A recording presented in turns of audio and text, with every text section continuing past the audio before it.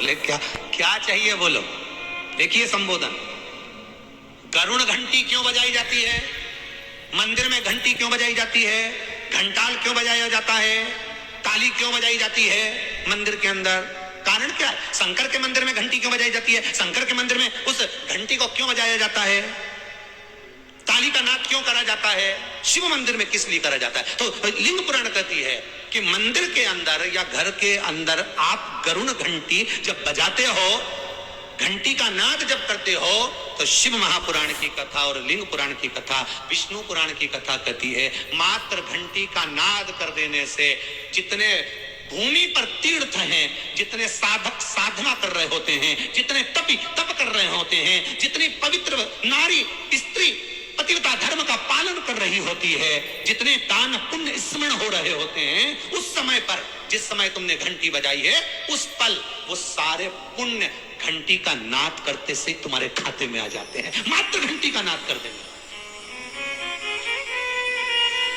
शंकर जी के मंदिर में जाकर ताली का नाद किया जाता है। ताली का नाद शिव मंदिर में क्यों बजाई जाती है, उसका कारण उस मंदिर में जितने बैठे होंगे, जो भजन कर रहा, तप कर रहा, साधना कर रहा, अभिषेक कर रहा, पूजन कर रहा, 3 बार ताली बजाने से उनका सारा का पुण्य हमारे खाते में 1 सेकंड में आ गया। और हमें लगता है हम शंकर को रिझाए, शंकर को रिझाया, शिव ने तुरंत दे दिया। घर में गरुण घंटी का नाद करना, इसलिए बच्चों को खेलने के लिए घंटी नहीं दी जाती। गरुण घंटी कोई खेलने के लिए नहीं देता, खिलौने दे देंगे, दूसरा सामान दे देंगे, पर गरुण घंटी नहीं देंगे। क्यों नहीं देते, क्योंकि गरुण घंटी का जब नाद करा जाता है तो सबका पुण्य हमारे खाते में आ जाता है। कोई साधारण घंटी बजाना पूजन के समय पर, स्मरण के समय पर, भजन के, इसलिए घंटी भी हर कभी नहीं बजाई जाती, समय समय पर। और आपसे भी निवेदन है, मंदिर में भी जाओ ना तो घंटी का नाद करो तो बड़े प्रेम से करो, ऐसा नहीं कि तुम लेट बजाए जाओ बजाए जाओ बजाए जाओ, ऐसा ही नहीं कि लटकी है तो बजाए जाओ, क्या मतलब, तो घंटी को बजाने के लिए आएगी नहीं, उसका एक समय, उसका एक संबोधन, उसका एक आनंद। कई मंदिरों में मंदिर का पट बंद हो जाता है, दरवाजा बंद हो जाता है, तो भी लोग घंटी बजा देते हैं। दोष दोष भगवान अगर मंदिर में सो रहे हैं, लिखा हुआ है मंदिर के खुलने का समय इतनी बजे से इतनी बजे तक, मंदिर बंद है तो घंटी नहीं बजना चाहिए। जिस जगह पर ब्राह्मण विद्वान है, साधक हैं, संत हैं, साधु हैं, मंदिर अगर बंद होता है तो उसके साथ में घंटी के नीचे के भाग को रस्सी से ऊपर बांध दिया जाता है जिससे बजे ना। क्यों कहते हैं, अगर भगवान अगर विश्राम कर रहे हैं, सो रहे हैं, निंद्रावश हैं या पट बंद है, उस समय पट बंद का समय है और घंटी का अगर नाद हो जाए तो कहते हैं 11 ब्राह्मण के भूखे रहने का दोष लग जाता है जीव को, मात्र घंटी बजा देने पर, अगर भगवान विश्राम कर। भगवान विश्राम अवस्था में है, पट बंद है, दरवाजा बंद है और लिखा हुआ है समय, मंदिर खुलने का समय 11 बजे से इतनी बजे तक, मंदिर बंद होने का समय इतनी बजे से इतनी बजे तक, और उस बीच में तुमने तो देख लिया कि पट बंद है, तुम तो आ गए, तुमने तो मन में सोचा हम तो इंदौर से आए, हम तो भोपाल से आए, हम तो वहां से आए, हम तो वहां से आए, और भगवान का मंदिर बंद है तो क्या हुआ, हम तो घंटी तो बजाएंगे, तो बजा ले जा। 11 ब्राह्मण भूखे रहने का दोष तुम्हारे खाते में। कितना सुंदर कहा है, शंकर भगवान को बेलपत्र चढ़ी हुई वापिस चढ़ सकती है, पर किसी भी देवता पर कोई फूल पुष्प आपने चढ़ाया, कोई पुष्प आपने चढ़ाया, ठंड का समय है या बारिश का समय है, पुष्प जो चढ़ाया हो सकता है कि मुरझाया नहीं हो, होता है ना ऐसा कभी कभी कि पुष्प मुरझाया नहीं हो, या उसमें ताजगी हो, सुंदर दिख रहा हो, बहुत अच्छा हो, और वो पुष्प चढ़ा हुआ तुमने अगर एक बार उठा लिया, उतर गया, उतरने के बाद फूल कितना भी सुंदर हो, फूल कितना भी ताजा दिखे, पर वो देवता को समर्पित नहीं हो सकता, भले उसमें सुंदरता है।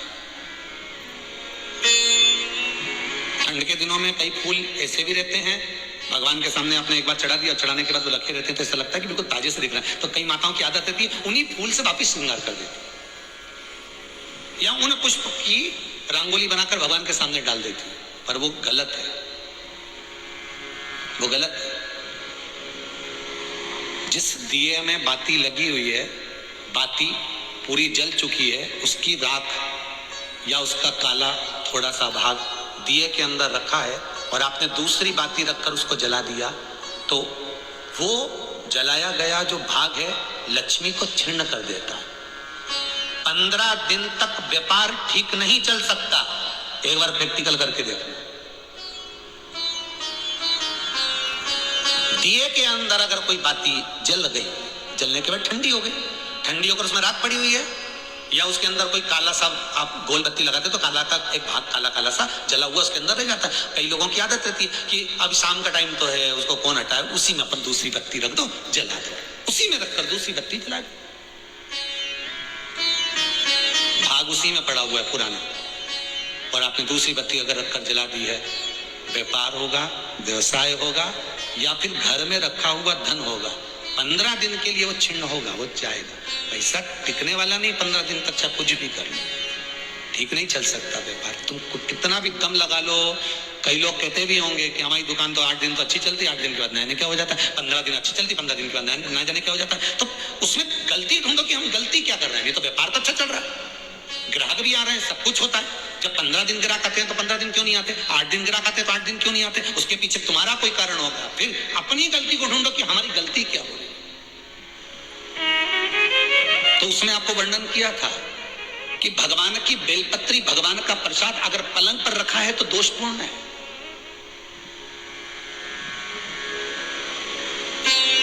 वो दोषपूर्ण है।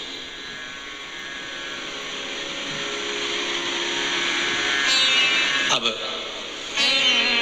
बाबा ने पूछ लिया, इंद्र मैंने माला आपको दी थी, वो माला कहाँ है? इंद्र कहते मैंने तो एरावत को दे दी थी। एरावत से पूछा वो कहाँ है? मैंने तो अपनी मस्ती में फेंक दी, पांव के नीचे आ रही।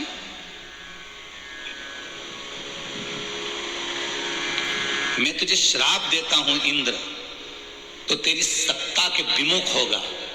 जितना तुझे तेरी सत्ता से प्रेम है इंद्र, तुझे अपना सिंहासन प्रिय है, मैं तुझे श्राप देता हूं कि तेरा वो सिंहासन तेरा छूट जाएगा। माला का अंतर देखिए, जिस माला को आप लेकर बड़े खुश होते हो, वो माला अगर सही जगह नहीं जाती, जिस भगवान की बेलपत्री को लेकर आप खुश होते हो, वो बेलपत्री सही जगह नहीं जाती। जिस प्रसाद को लेकर आप खुश होते हो, वो प्रसाद अगर सही जगह नहीं जाता तो उसका फल क्या भोगना पड़ता है वो देखिएगा।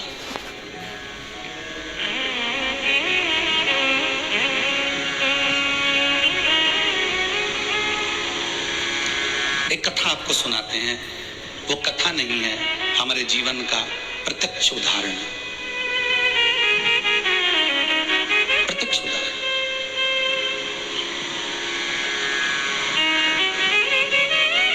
भवानी मंडी में भंवरलाल जी शर्मा रहते हैं, शायद वो कथा सुन रहे होंगे। वो कथा सुन रहे होंगे, मुझे विश्वास है।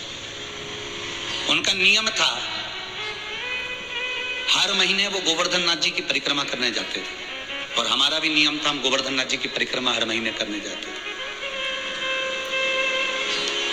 कई बार ऐसा योग बन जाता था कि वो परिक्रमा पे हमारी कोई पहचान नहीं है, हमारी कोई जान नहीं है। ये भंवरलाल जी का नाम हमको तो बाद में मालूम पड़ा कि भवानी मंडी के रहने वाले, वो भी पूछा उनसे, वो भी रो रहे थे तब पूछा गया। ये हकीकत की कथा, ये कोई कथा किसी पुस्तक से नहीं है, ये प्रमाणित है। और उनका नियम था, गोवर्धन नाथ जी की परिक्रमा करते, लगाते, भगवान को शाम के समय पर वो बाबा को राजभोग धराते, गिराता था।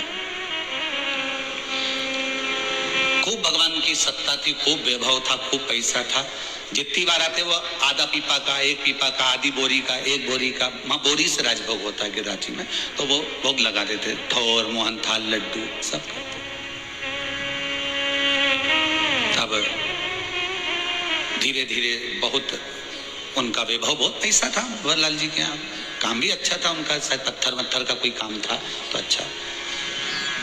6 महीना 8 महीना लगातार परिक्रमा उन्हें हर महीने करी। हम भी जाते रहे परिक्रमा, हमने भी घनी करी।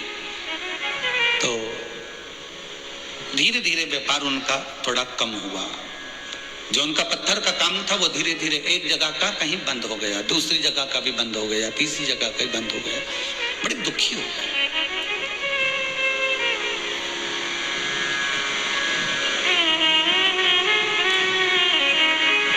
पूंछरी के लोटे के पहले मुकुट शिला आती है। उस मुकुट शिला पर हम बैठे हुए थे और ये भैया निकल कर जा रहे थे और आज ये दोनों पति पत्नी की आंख में आंसू भरे हुए थे परिक्रमा करते करते। अब मुख से निकल गया, भैया आप कौन हो, क्यों रो रहे हो? और वो भी गिरिराज दादा की शरण में रो रहे। जब व्यक्ति भगवान की शरण में रहता है, भोलेनाथ की शरण में रहता है, ठाकुर की शरण में रहता है, मेरे कृष्ण की शरण में रहता है, मेरे गोवर्धन नाथ जी की शरण में रहता है, मेरे राम की शरण में रहता है, तो उसकी आंख में तो आंसू आना ही नहीं चाहिए। फिर आप क्यों रो रहे?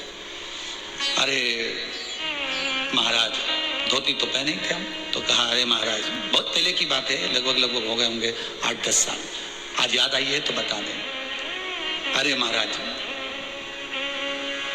बड़े दुखी हैं, क्या हो गया? हर महीने आते हैं, बाबा बहुत सुनता था, खूब वैभव था, परंतु अब कुछ बचा नहीं है। अब तो भगवान को हम भोग भी नहीं लगा पा रहा, वो स्थिति। फिर भी हम लगाते तो हैं, थोड़ा बहुत जो बन जाते थे। हमने कहा कुछ नहीं, गिरिराज बाबा से विनती करो, ऐसी दशा क्यों लाकर छोड़ दी? दुख दिया है आपने तो सुख भी तो आप दोगे। आप विनती करो बाबा से कि ऐसा समय क्यों लाए हो, ये समय आखिर किस लिए आया? महाराज विनती तो हम हर बार आते हैं, हर बार करके जाते हैं। पहले परिवार समेत आते थे, अब तो दोनों आ रहे हैं। ठीक है, हाँ हमने देखा है आपको 2-3 बार, आप 2-4 बार परिक्रमा में दिखे हैं, दूध चढ़ाते, भोग लगाते। पर ये दशा क्यों? चल दिया हमारे साथ में, हम भी साथ में चलते चलते पूंछरी के लोटे के अंदर वाले रास्ते से निकलते निकलते जतीपुरा पहुंच रहे हैं। तो उनसे बात करी, क्या करते हो आप यहाँ आते हो? तो हम बढ़िया सुबह ट्रेन से उतरते हैं, बढ़िया नहा धो के होटल आदि में, और भगवान की परिक्रमा करते हैं। दूध वगैरह चढ़ाना है, पूजन करना है, अर्चना करना है, अंग वस्त्र वगैरह सब पहना के शाम के समय बाबा का पुनर्वड़ा कर दूसरे दिन हम निकल जाते हैं। अच्छा, बस अब इसमें क्या गलती हो रही है ये पता नहीं है। वो गलती कौन सी है?